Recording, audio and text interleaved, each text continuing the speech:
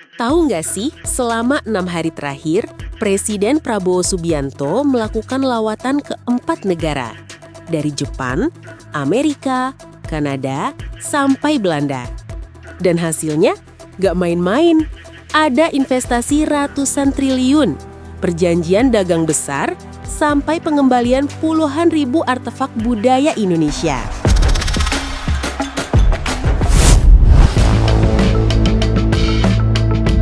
Dalam perjalanan luar negerinya, Presiden Prabowo Subianto sempat transit di Jepang dan langsung menyempatkan diri mengunjungi Paviliun Indonesia di Expo Osaka 2025. Kunjungan singkat ini ternyata membuahkan hasil yang tidak kecil. Dari pertemuan di ajang pameran budaya dan teknologi 5 tahunan tersebut, tercatat adanya komitmen investasi mencapai USD 23,8 miliar atau setara sekitar 380 triliun rupiah. Angka fantastis ini tentu bukan sekadar catatan di atas kertas. Komitmen investasi yang ditawarkan berpotensi masuk ke berbagai sektor penting, mulai dari infrastruktur, energi, industri, hingga pengembangan teknologi hijau. Pemerintah menilai suntikan modal ini akan menjadi dorongan signifikan bagi pertumbuhan ekonomi Indonesia dalam beberapa tahun mendatang. Investasi sebesar ini bisa jadi modal besar buat pembangunan Indonesia ke depan.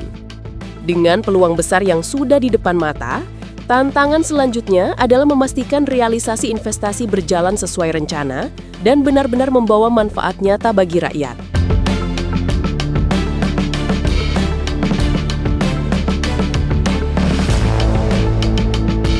Di New York, agenda utama Presiden Prabowo Subianto adalah menghadiri sidang umum PBB ke-80.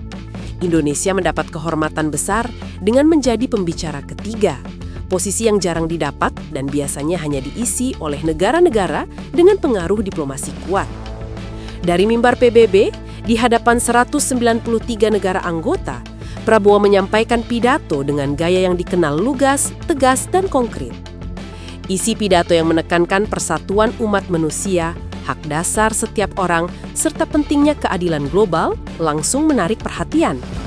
Apresiasi pun berdatangan. Presiden Amerika Serikat secara terbuka menyatakan kekaguman, sementara Presiden Prancis Emmanuel Macron bahkan menghubungi Prabowo secara langsung untuk menyampaikan rasa hormatnya. Namun, kunjungan ke Amerika bukan hanya soal politik dunia.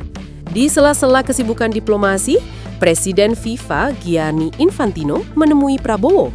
Pertemuan ini menegaskan dukungan FIFA untuk mengembangkan Akademi Sepak Bola Muda Indonesia, sebuah langkah penting bagi masa depan olahraga tanah air.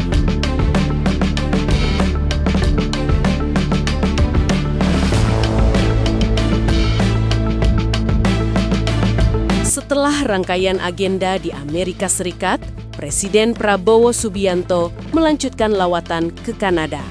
Di negara ini tercapai kesepakatan penting yang menandai babak baru hubungan ekonomi kedua negara, yakni penandatanganan Indonesia-Canada Comprehensive Economic Partnership Agreement atau CEPA. Perjanjian dagang ini bukan sekadar seremoni. Inti kesepakatannya adalah penghapusan 90,5% tarif produk Indonesia yang masuk ke pasar Kanada. Dampaknya bisa langsung dirasakan oleh para pelaku usaha di dalam negeri, terutama sektor manufacture, pertanian, dan industri kreatif. Produk-produk Indonesia akan lebih kompetitif karena biaya masuk ke Kanada menjadi jauh lebih ringan. Bagi Indonesia, CEPA membuka peluang memperluas pasar ekspor sekaligus memperkuat posisi di Amerika Utara. Dengan kata lain, kerjasama ini bukan hanya soal angka perdagangan, tetapi juga tentang memperbesar kehadiran Indonesia di rantai pasok global. Tantangan berikutnya adalah memastikan sektor domestik siap memenuhi standar kualitas yang dibutuhkan agar manfaat perjanjian ini benar-benar maksimal.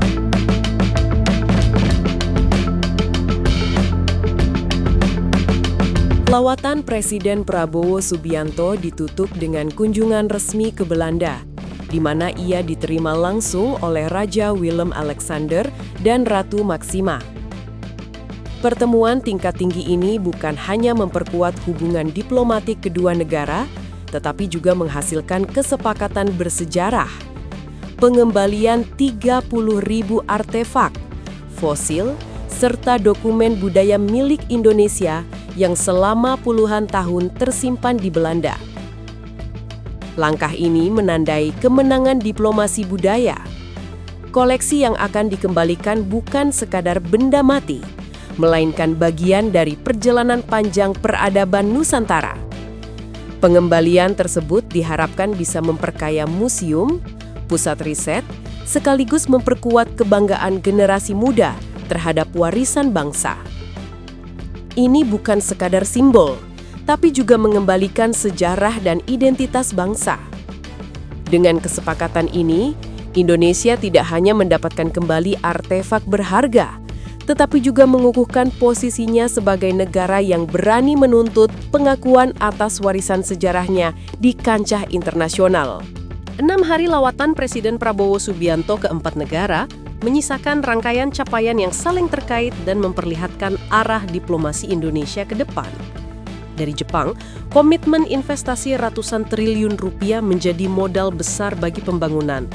Di Amerika Serikat, pidato tegas di sidang umum PBB mengangkat posisi Indonesia di panggung dunia, sekaligus membuka ruang dialog dengan pemimpin negara besar. Perjalanan berlanjut ke Kanada, di mana perjanjian dagang SEPA menyingkirkan hambatan tarif, sehingga ekspor Indonesia bisa lebih kompetitif. Dan akhirnya di Belanda, diplomasi budaya berhasil memulangkan puluhan ribu artefak dan dokumen yang selama ini jauh dari tanah air. Jika ditarik benang merah, perjalanan singkat ini menunjukkan kombinasi strategi ekonomi, politik, hingga budaya. Dalam 6 hari, Indonesia bukan hanya hadir di panggung internasional, tapi juga membawa pulang hasil konkret. Diplomasi yang lengkap, membangun masa depan, memperkuat posisi, sekaligus menjaga warisan bangsa.